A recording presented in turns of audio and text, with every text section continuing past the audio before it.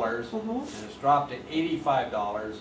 And they said the country that would be most affected by that drop would be Venezuela. Yep. And what would that do inside of that mess that you described here? If they cannot get a good price for their oil, they're really going to be hurting. It's not so much that they're really going to be hurting, they really are hurting. And that's, I wish I could say, I really and truly, honestly, from the bottom of my pea-picking little heart, wish I could say that that would be enough to unify an opposition behind something or someone to make things better or different. I tend to fall with the kind of more moderate part of the opposition that sees referendum as the best choice in 2015. I think that's most consistent with Venezuelan democratic history, and it's a nation that, even though it hasn't done democracy well, frankly, it values the vote deeply and values the meaning of what values of democracy is supposed to be. I don't know, honestly, though, as divided as they are, on so many different levels, that it's going that just the further decline of the barrel is going to be enough. Mm-hmm. Is it fair to say that the dominant political philosophy in Venezuela has been socialist/communist?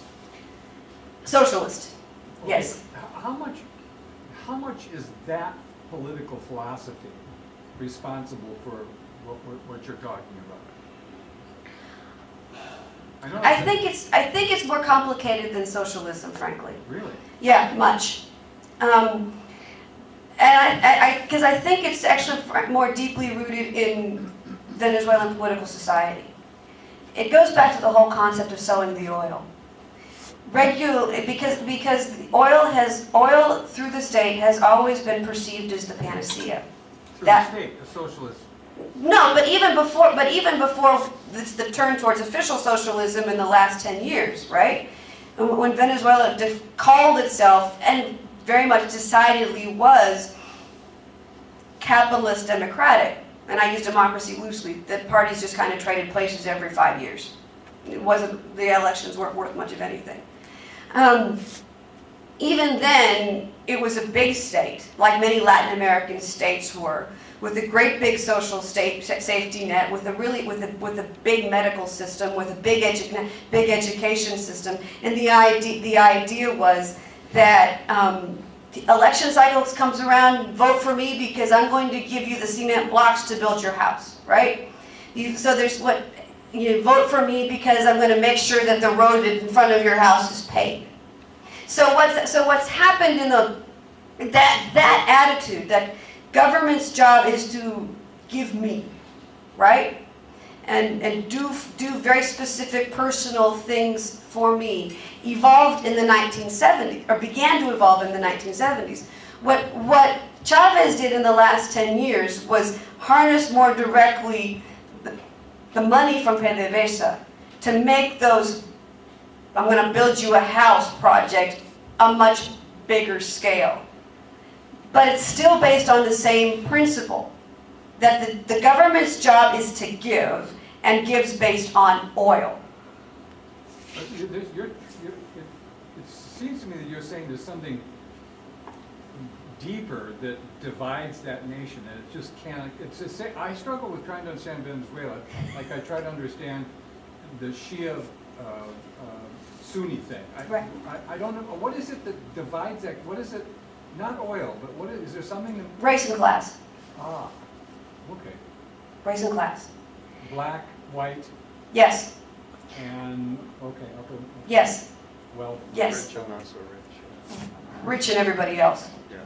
Yeah. And to fully explain that, I have to go back to the colonial period. Yeah. Okay. It's that. It's very profound. Very profound. It's more like a Grand Canyon-like chasm. One of the that's ancient. I mean, it's. Oh, as I said, it goes back to the colonial period. Right, okay. And it's gotten worse each century. One of the few things. I'm a historian. This is where I love to live, right? But one of the few things that Chavez did that I think truly is positive was he introduced introduced into the political common dialogue the idea that class and race are important, and that Venezuelans have class and race issues, right? And that those problems define who they are. Which is why I said, for example, that bringing Indians and Afro-Venezuelans into the curriculum was huge. Huge. For the first time. And you know, dang, it's 2005 and it's the first time. That stinks, right? But that tells you how big the problem was. And frankly still is. When you look at some of the opposition spew, and it was spew and screed in the worst possible ways against Chavez in the late 1990s and the early 2000s, it was very racialized, extremely racialized. Had him up there put him up there like a monkey. So think about sort of the worst anti-black propaganda that's reared its head throughout U.S. history, right? And then this is the Venezuelan version of it. Yeah, is the right word for it. So Chavez, the upper parts of the elite hated him in large measure because he wasn't one of them. He came from the wrong class and he was the wrong color. He was so good at speaking to the average Venezuelan. He looked like them. He spoke slang like them. He loved baseball like them. He didn't talk over their heads. He was such a good politician like that. And the better he got like that, the more the upper class hated him, right? And for a long time, what existed of a middle class was willing to give him the benefit of the doubt. Because in the early years, until about 2003, 2004, the reforms weren't that extreme. He still had to work with a whole bunch of private interests, both internally and internationally. But after the general strike, that all fell apart because he had direct control of the oil wealth to do whatever he wanted to. And there was, for the first, till about 2004, 2005, a significant portion of the middle class that would, and certainly the university community, that would define themselves as ni uno ni el otro. I'm not with this side or with that side. Because they could see value in what Chavez advocated, in bringing the lower class up into a true conversation. But they could also see the complaints of the opposition too. And for a while there, it was like one-third Chavista, one-third opposition, and one-third Nini. But as he became more autocratic, and there's no doubt that he became more autocratic after 2006, 2007, no doubt, then that wiggle room evaporated. So I wish I could say, and this is what makes it, I don't like watching the news. I don't like reading the papers, and my husband still does. And the top two, the ones that my husband goes back and forth to are between, and these are, the top two are in Spanish. El Noticiero Digital y La Patilla. He always doubles back and forth because he knows that both of them can have issues in terms of bias, one way or the other, but if one is checking the other, then he can figure probably more than 60% chance there's something there. Dollar today is very, very much skews to the opposition. Very much skews to the opposition. Venezuela analysis is in English and skews Chavista. Bloomberg, but you mentioned The Economist. Bloomberg actually has a permanent correspondent in Venezuela, in Caracas, and he's used me for a couple of different things in the last several months. He's really pretty good. And it's not just economic news. It's not bad. It's really all right.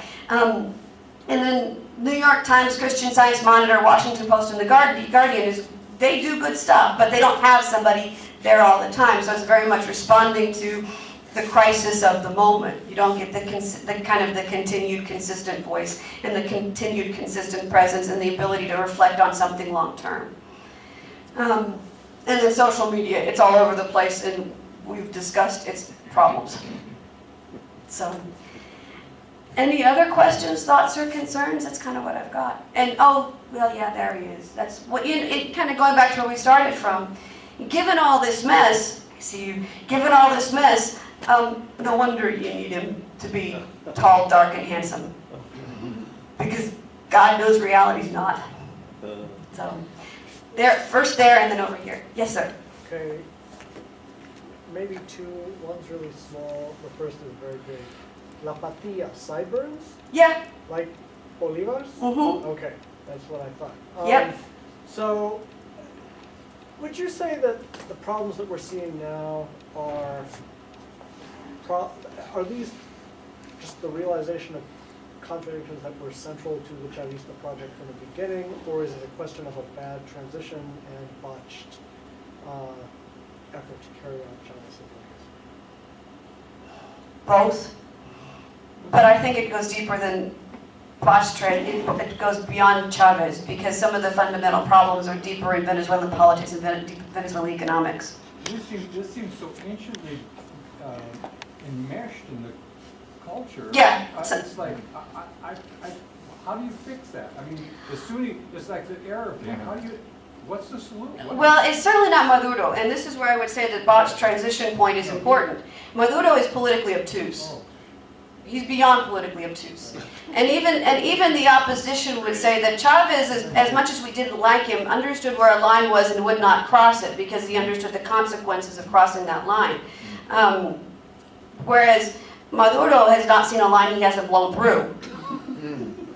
So you're right. You've got problems that are deeply entrenched, and what Maduro has done is just make them worse. And they were going to be, so no matter what, you got a scene that was going to, be awful. Chavez's wheels were going to fall off the wagon if he hadn't died. The economic problems were coming. It's just, he just happened to die right before they exploded. Yeah, he picked a good time to die of whatever form of cancer it was. Mm-hmm. How would you compare the economic inequality between Venezuela and this country? Theirs is worse. I don't know how to put stats on it. I don't know how to explain it. I don't know how to. The gulf is wider. The gulf between have and have not is wider. The ability to redress it is more complicated. The basic infrastructure needed to handle the basics is, education and healthcare are truly falling apart. Are you suggesting that there's very little mobility? Yes. Now, what Chavez did do, once he started playing with oil money, is he created his own new form of elite. His version of crony politics, which is not a new story. Every Latin American government, and certainly Venezuela is no exception, had its own cronies, and Chavez created his new cronies, and they benefited and still benefit substantially. But everybody else, no, it's fixed, and it gets more complicated. And you go back because most people are don't have the ability to access dollars to get anything beyond the basic, which means they're stuck standing in line for a pack of toilet paper. It just hurts. It just hurts. Any other questions? Thank you. Thank you, guys. Thank you. We think we have problems with Brownback. We do. We do. We do, but is, yes, we do, but.